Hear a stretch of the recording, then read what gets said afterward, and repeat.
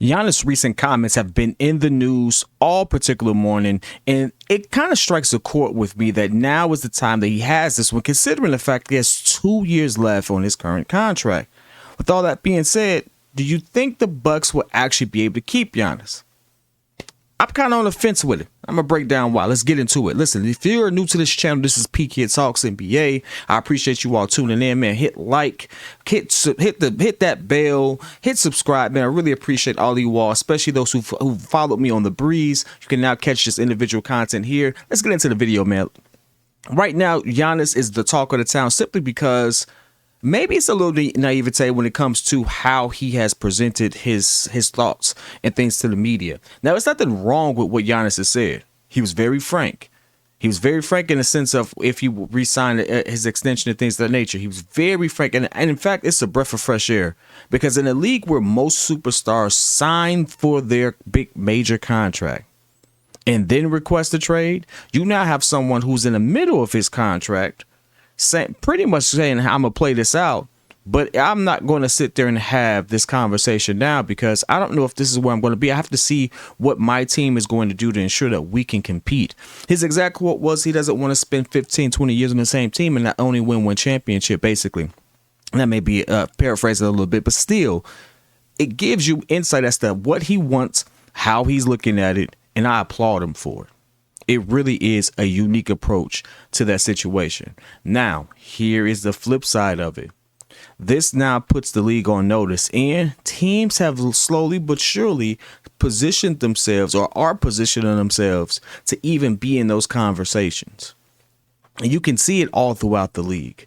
You've seen Brian Windhorst kind of already talk about and flirt with the idea of Giannis maybe even entertaining a New York Knicks situation. In fact, he did that several months ago. When I heard that, I thought that was kind of odd. There was even a particular Laker conversation that happened. And of course, that would kind of be reminiscent of a Kareem situation where Kareem won a championship with the Bucks and then went out to Los Angeles where he ultimately ends his career, but tacks on an additional 4 to 5 championships along with MVPs and, a Lakers dynasty. So it is one of those situations where you may find that a megastar like Giannis may have outgrown his particular market. It tends to happen a lot. In fact, Patrick Beverley even talked about Anthony Edwards and how he would have to eventually leave Minnesota to ultimately get the things he needs to be where he wants to be. And so this may not be any different for Giannis if he wants to continue to be at the apex of his particular game and at the forefront of the league. How long can Milwaukee sustain it? What really also brings that into question is Milwaukee has gone through some shifts. Bud is no longer the coach. He had a real affinity for Bud. There's also some changes in ownership. The majority owner of the Bucks have sold his interests. And so now they're looking at a different direction.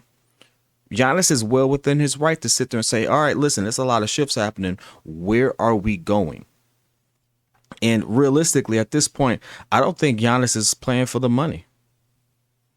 I mean, Giannis has made more money than he probably thought he would have made when he first walked into an NBA floor, especially if you followed his career. So at this point, it really is, what are you going to do to ensure that we can compete and actually win a championship? And if you're not going to do that, thank you for the opportunity. I need to find somewhere else. Because now it's about him now chasing what he wants and for the rest of his legacy and career. And I respect how he's going about it.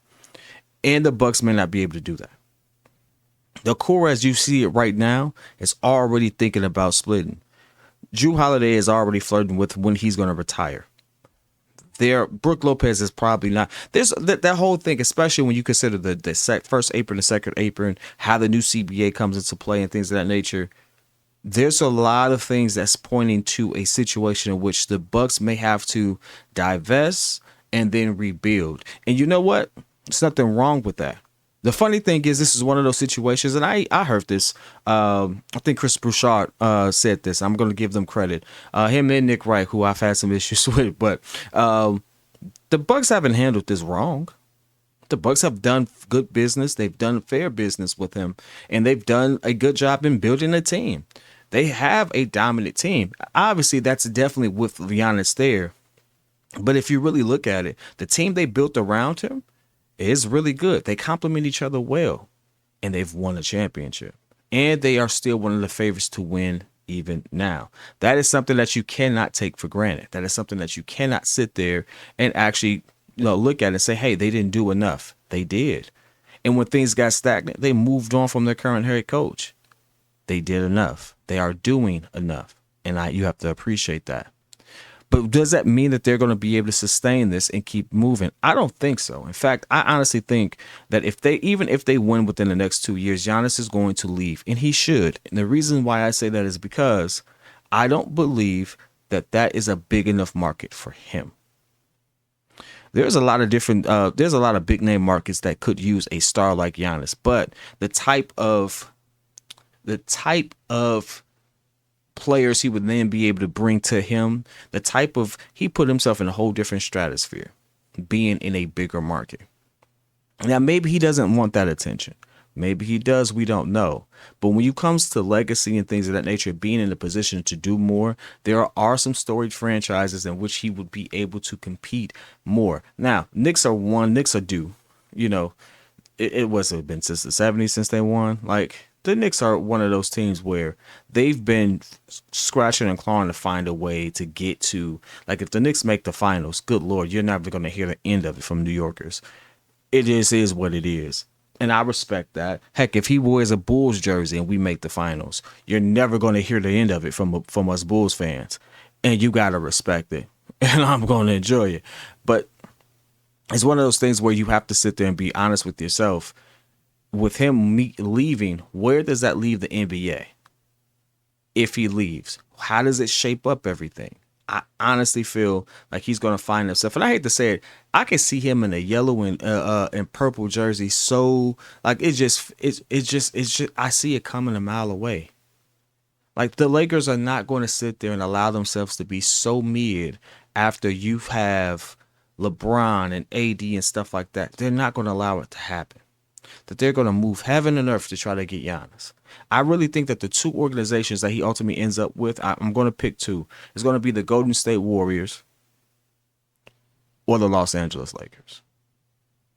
Those two organizations he would probably find himself with. Now, I know I've jumped around just a little bit, but I'm going to reel this back in. Ultimately, why we're having this conversation is his comments. He made comments about wanting them to step up and show that they're willing to commit to winning a championship, and that's well within his right. But at the same time, this isn't the time to even have those contractual talks.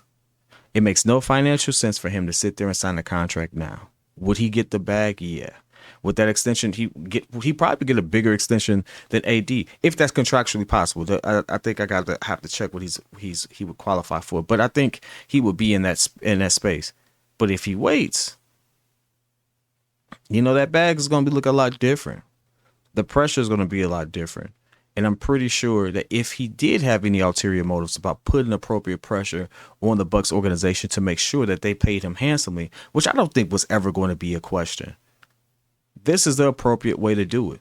It's the appropriate way to do it, and ensuring that they understand this is just business. It's nothing personal. These are my intentions. This is what I'm trying to see. And handling it this way, he's giving them time to do it. The one thing I absolutely hated about the Dame Lillard situation is he signed his extension and he gave Portland, although he had given them plenty of time previously, don't get me wrong, he gave Portland a very short sample size, a short window to try to sit there and make particular moves. And he's in a market that I don't think anybody would want to come to. Giannis, on the other hand, the Bucks have enough time between now and when his contract is ultimately up to really make moves. Even if he plays on his last year without signing that extension, they have enough time to make moves to kind of show and prove that they're willing to sit there and play ball with Giannis. And I think that's something that you have to take into consideration. Because outside of that, if he had did it the other way, he could absolutely sully his reputation in a way that I don't think would be befitting of what we know as Giannis Antetokounmpo. I don't think he would be the type of a reputation he would want to build. Whereas if you see a la Dame Dash, Dame Dollar, in the sense of how he's gone about it, we all have wanted him to get out of Portland. We all said it was time to get out of Portland. Unfortunately, the way he's gone about it, The way it seemed he has pigeonholed them and saying that he's only going to sit there and go to one team, it makes it seem as if ultimately he actually did himself a disservice because the Heat didn't have the best trade package to even give for that. They didn't have the best trade package to give Portland for his caliber of player. They really don't. So the way he's going about it, although he is deserving of being able to pick where he go, I'm going to be honest. He has put in enough work for Portland for them to try to make that happen. But at the end of the day, he picked an organization who is not going to give up any of their marquee players. They're going to give them scraps. It's just not the best deal. It really isn't compared to a Boston, anything like that. So I'm comparing those two situations to say, I like what Giannis is doing. Even if it's a little different, maybe it's not traditionally what's done as of today, which I don't always think is correct. He's giving them opportunity. He's giving them an opportunity to show and prove. He's not putting the pressure on them this season to get something done. He's saying, hey, I'm going to see where this is going to go. They got about 2 seasons left. Let's see what happens.